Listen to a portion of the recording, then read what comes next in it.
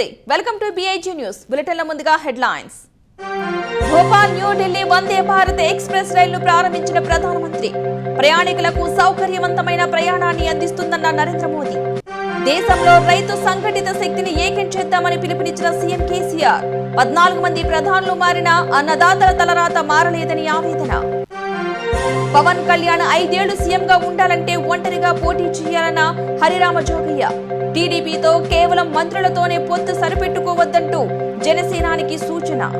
ఇక డీటెయిల్స్ చూస్తే ప్రధానమంత్రి నరేంద్ర మోదీ మధ్యప్రదేశ్లో పర్యటించారు. ఈ సందర్భంగా నరేంద్ర మోదీ భోపాల్లోని రాణి కమలాపతి రైల్వే స్టేషన్ నుంచి భోపాల్ న్యూఢిల్లీ మార్గంలో దేశంలోని 11వ వందే భారత్ ఎక్స్‌ప్రెస్ ను జెండా ఊపి ప్రారంభించారు. ఈ రైలుతో 2 ప్రధాన నగరాల మధ్య ప్రయాణ సమయాన్ని తగ్గిస్తోంది. ప్రయాణికులు భోపాల్ నుంచి న్యూఢిల్లీ సెమీ హై స్పీడ్ రైల్లో 7 గంటల 45 నిమిషాల్లో చేరనున్నారు. భోపాల్ న్యూఢిల్లీ మధ్య Vande Bharat express flag of తో మధ్యప్రదేశ్ ఢిల్లీ మధ్య కనెక్టివిటీని పెంచుతుందని మోదీ తెలిపారు. వందే భారత్ ఎక్స్‌ప్రెస్ రైల్లో అత్యాధునిక ప్రయాణికుల సౌకర్యాలు ఉన్నాయి.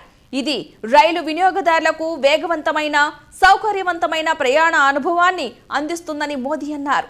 ఈ రైలు కేంద్ర ప్రభుత్వ యాజమాన్యంలోని చెన్నై ఇంటిగ్రల్ కోచ్ ఫ్యాక్టరీలో ఉత్పత్తి చేశారు. భారతదేశంలో 2వ అత్యంత వేగవంతమైన రైలు సెమీ హై స్పీడ్ రైలుగా నిలిచిందని అధికారులు తెలిపారు. तेज, सर्वांगीण और सर्वस्पर्शी विकास की मिसाल दूरदर्शी प्रधानमंत्री श्री नरेंद्र मोदी जी के निर्णायक नेतृत्व में तेजी से विकसित होते भारत की नई पहचान से जुड़ी है भारतीय रेलवे की बदलती तस्वीर. हमारी रेल आज लगातार आधुनिक, तेज, अधिक सुरक्षित और समावेशी हो रही है. इस बदलती संवरती रेलवे को एक विशिष्ट पहचान दिलाई है मेक इन इंडिया की शानदार प्रतीक वंदे भारत एक्सप्रेस ट्रेन ने. ये ट्रेन प्रतिबिंब है प्रधानमंत्री नरेंद्र मोदी जी के दृढ़ संकल्प का और भारतीय रेलवे की नई पहचान का. ये वंदे भारत एक्सप्रेस उस भारत का प्रतीक है जो अपने हर नागरिक को बेहतर सुविधाएं देना चाहता है. ये वंदे भारत एक्सप्रेस उस भारत का प्रतीक है जो गुलामी की मानसिकता से बाहर निकलकर आत्मनिर्भरता की तरफ बढ़ रहा है. देश के मध्य में स्थित मध्य प्रदेश की राजधानी भोपाल और देश की राजधानी दिल्ली सदियों पुराना संबंध है इन दोनों का. और अब भोपाल और दिल्ली एक मजबूत भविष्य की नींव रख रहे हैं. पहली बार रानी कमलापति और हजरत निजामुद्दीन रेलवे स्टेशन के बीच शुरू हो रही है देश की 11वीं और मध्य प्रदेश की पहली सेमी हाई स्पीड ट्रेन, जिससे इन दोनों स्टेशन के बीच का तकरीबन 700 किलोमीटर का सफर लगभग 7 घंटे 30 मिनट में पूरा होगा. वंदे भारत एक्सप्रेस. वंदे भारत पूरी तरह से स्वदेशी तकनीक से निर्मित है. ट्रेन में यात्री सुविधाओं का विशेष ख्याल रखा गया है. ट्रेन में 16 चेयर कार के साथ 1100 से अधिक यात्रियों के बैठने की उत्तम व्यवस्था है. 180 degree rotating recliner chairs, automatic door, wifi जैसी सुविधाओं से सुसज्जित है. ट्रेन में सीसीटीवी कैमरे, इमरजेंसी में टॉक बैक, कवच जैसी तकनीकों से यात्री सुरक्षा सुनिश्चित की गई है. वहीं विशेष शौचालय, टच फ्री सुविधाएं और ब्रेल लिपि में अंकित सीट नंबर्स इसे दिव्यांग फ्रेंडली भी बनाते हैं. ट्रेन को खास बनाता है इसका ड्राइवर कैब का एरोडायनेमिक डिजाइन. ये एयर ड्रैग कम कर ऊर्जा की खपत को कम करता है और ट्रेन को फ्यूचरिस्टिक लुक के साथ ही देता है अधिकतम स्पीड भी. मतलब कि वंदे भारत एक्सप्रेस ट्रेन है देश के बढ़ते सामर्थ्य की नई पहचान. वंदे भारत एक्सप्रेस ट्रेन रानी कमलापति और हजरत निजामुद्दीन रेलवे स्टेशन के बीच पहली सेमी हाई स्पीड ट्रेन.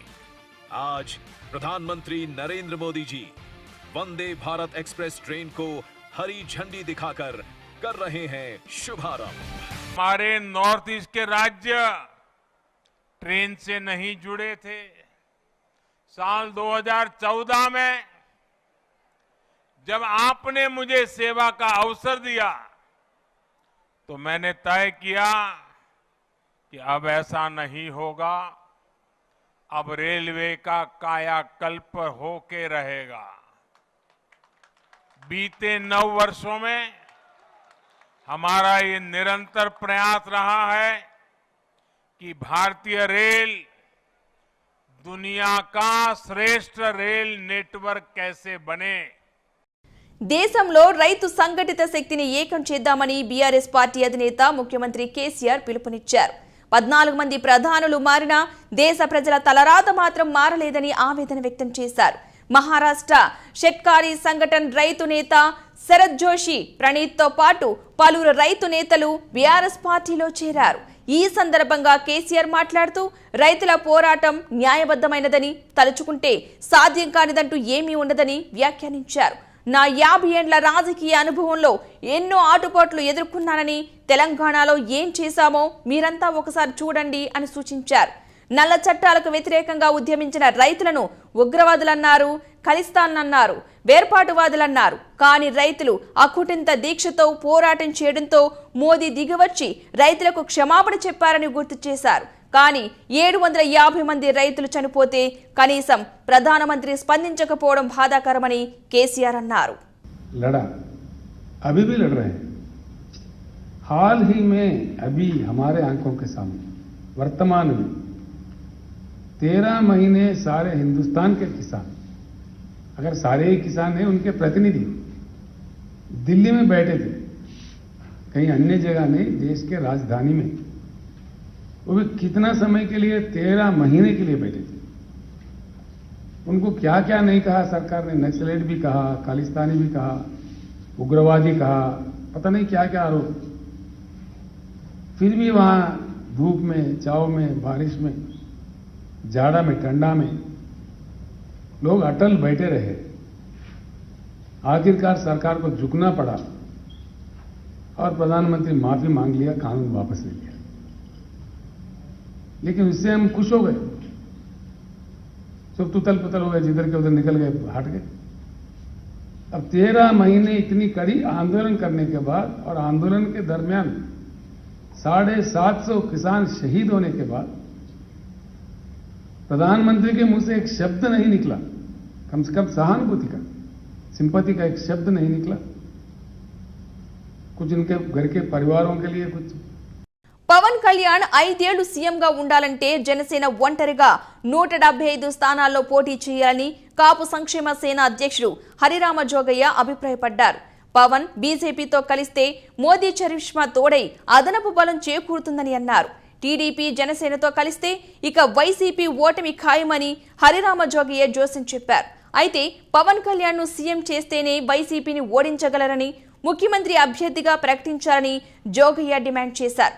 గతం కంటే జనసేన బలం పెరిగిందని, 3 పార్టీలు విడివిడిగా పోటీ చేసిన పవన్ కళ్యాణ్ ముఖ్యమంత్రి కావడం ఖాయమని జోగయ్య చెప్పుకొచ్చారు. టీడీపీతో కేవలం మంత్రి పదవులతో సరిపెట్టుకుంటూ పొత్తు కుదుర్చుకుంటే ప్రయోజనం ఉండదని వ్యాఖ్యానించారు.